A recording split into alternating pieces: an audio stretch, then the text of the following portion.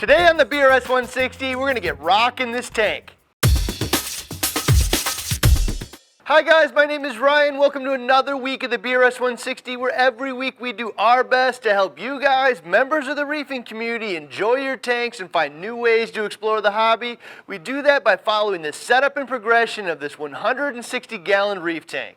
Today we're going to talk aquascaping. We're going to discuss general aquascaping theory, how to develop an aquascaping plan, share some tips on different aquascaping tools and how to use them on various rocks, as well as show you the aquascape we created for the BRS 160. The first thing I'm going to share is aquascaping is one of the most important components of creating an attractive tank you're proud to have in your home. Whatever you do, don't just order some rock and throw it in the tank, put some time and effort into this. If you're a natural-born artist with some aquascaping practice, this will come easy. But if you're one of the other 90%, the best advice I can give is look around for some general advice on what makes a good aquascape, and then find some examples of some aquascapes you like in a tank size similar to yours, and try to emulate it to the best of your ability. Chances are you'll be able to create something pretty cool and similar to what you're looking at. One of the best places to find good advice on aquascaping technique is from other reefers on forums.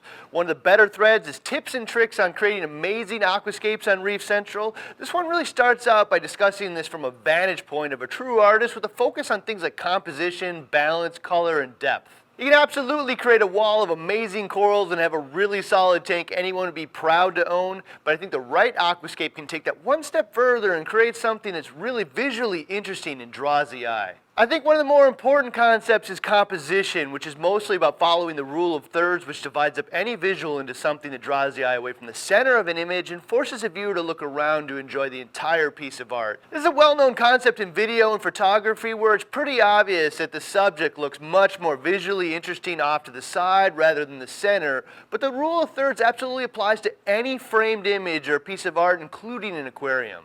One easy way of doing this is take a couple pieces of Scotch tape and divide the tank evenly, horizontally and vertically, to create 9 separate sections. The goal is going to be to build a rock structure that has focal points at the intersections rather than the center of the image. Found a bunch of examples of this, and while the wall of corals can look nice, it's pretty easy to see how tanks which have intentional focal points are visually more interesting and create a multi-dimensional feel. Another point of focus is that feeling of depth. Again, the wall of corals looks really nice, but there's no perception of depth here at all. That perception of depth comes from seeing things at different distances from the glass, negative space, as well as different heights. These are some pretty good examples of where reefers use rock size and placement to create a real feeling of depth to the tank, combined with the rule of thirds to create some aquascapes I think are pretty cool and really draw the viewer in. To start developing your plan, I'd page through some of these threads until you see something you think is striking.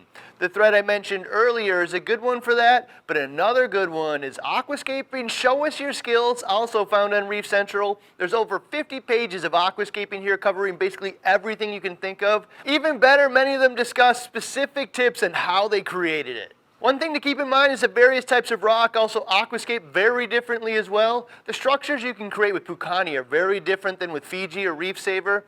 One of the biggest challenges is creating a seamless aquascape. Most of us would like to avoid the pile of rock look and favor something that looks a bit more like a section of a natural reef. Reef Saver is probably the best rock out there for this particular concern. These irregular pieces fit together absolutely seamless. It's ridiculously easy to get these rocks to fit together in a way that's basically impossible to see where one piece of rock ends and the next begins. In the few places you can see it, some well-placed Reef Saver rubble will solve that entirely. One of the things about Pucani is it comes in larger sizes if you request it, and they're super easy to manipulate. Pucani is a very low density rock, so tools like chisels, saws, and even power tools work really well. Caves are one of those things a lot of reefers want to create, but rock rarely comes in a cave shape, so it's something you have to create by stacking the rock. However, with Pucani, it's pretty easy to create your own caves in the larger pieces with a hammer and a chisel. I like to use pretty thin chisels and a heavy hammer like this metal mallet to chip away tiny pieces of rock. The cool thing is it has a really natural looking break, so the end result doesn't look like a tooled hole, it looks like a natural cave in the rock. To achieve this effect, I like to work from both sides and meet in the middle. You can also create arches and overhangs, really create any look you want. However, keep in mind the more rock you remove, the more fragile it becomes, and it can break in half. It's a bit of trial and error, but don't get too upset if you break a piece because it's typically pretty easy to use some super glue gel to reattach the two pieces together. Another really cool thing that's really easy to do with the Bucani is create a flat surface with a hacksaw. This flat surface can be used to make the rock structure much more stable. You can balance a rock that would otherwise be impossible. In a new tank, you can even silicone this flat surface to the bottom pane of the glass. One other idea you might consider is siliconing that flat surface of the rock to the back of the tank. This can be used to secure a rock that can't be balanced, as well as create floating pieces on the back. For more minor touch-ups, you can also use tools like a Dremel to remove pieces. For instance, when you're looking to create that seamless look between two pieces of rock.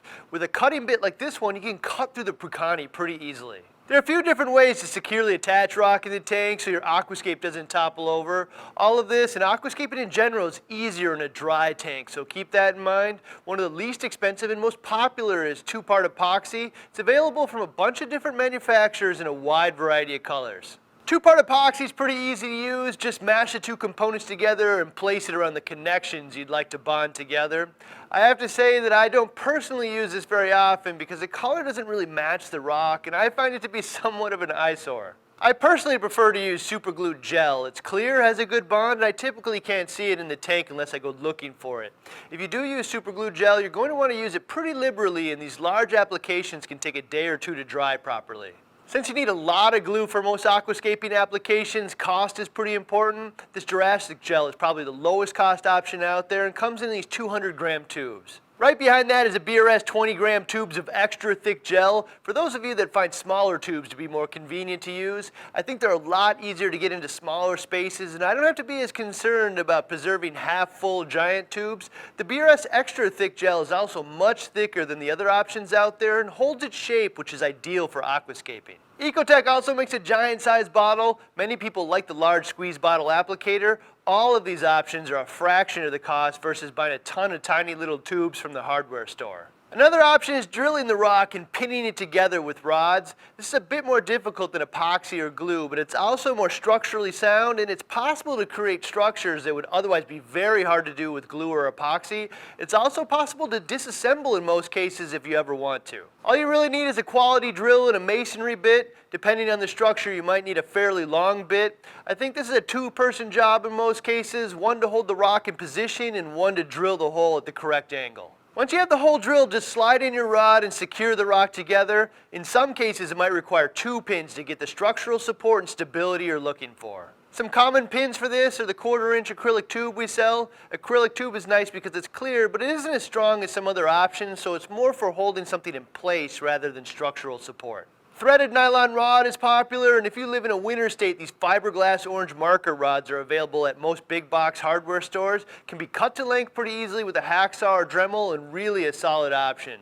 Some people might even make a PVC frame and larger holes to mount the rock. The Bucani is by far the easiest to drill. The Reef Rock 2.1 and the Fiji are also easy, but it takes a bit longer. You can drill Reef Saver, but it's pretty dense, so get ready to put some effort into it. Before we get to our installation, I'd like to call it a great presentation on aquascaping at last year's MACNA by John Ciotti. The MACNA team was kind enough to allow us to film the presentation so we can share it with all of you. So if you get a chance, check it out and give Mr. Ciotti a big thumbs up.